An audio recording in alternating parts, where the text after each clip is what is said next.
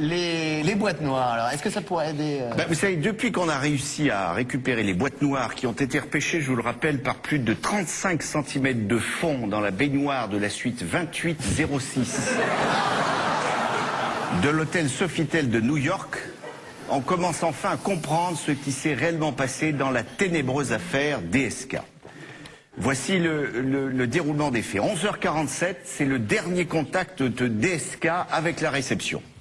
Après silence radio. À 12h02, il entre dans une forte zone de turbulence.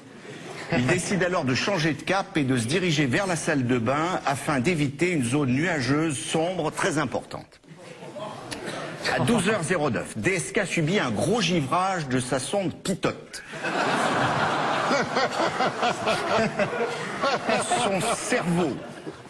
Son cerveau, un des plus sophistiqués de la planète, je vous le rappelle, commence à recevoir des informations erronées. Et son lobe cérébral gauche entre en conflit avec le droit, ce qui a toujours été politiquement son problème.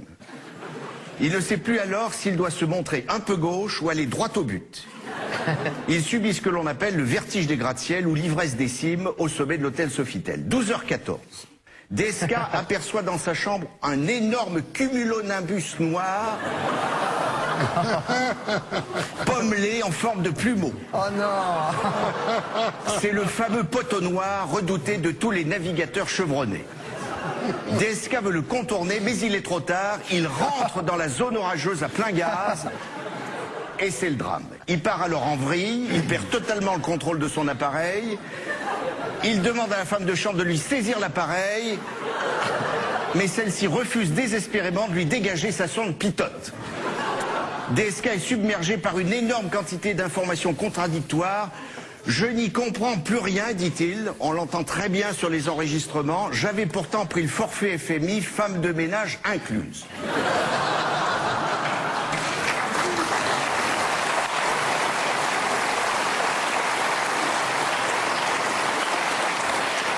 Rien n'y fait.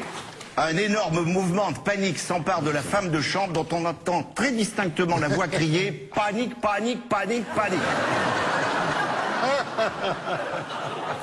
Mais en vieux pilote expérimenté qu'il est, le patron de FMI reste obsédé par son trou d'air dont il connaît la redoutable capacité d'aspiration vers le bas. Il se rappelle alors Mermoz, Ningé Serrecoli, Rocco Siffredi, enfin j'en passe, que des grands. Et pour tenter de sauver l'appareil, il maintient désespérément le manche en arrière. L'appareil se cabre, l'incidence sur la carrière de DSK devient trop importante, la portance devient insuffisante et l'appareil décroche. C'est le début du crash qui s'annonce. Pire encore, le méchant nuage s'enfuit dans le couloir. DSK est totalement dépité, il ne sait plus s'il doit renflouer la graisse ou rembourser la fesse, on ne sait plus. Sauver le Portugal ou culbuter l'Espagne, il est complètement paumé. Dans l'émotion, il en oublie même son téléphone. Un BlackBerry, c'était fatal.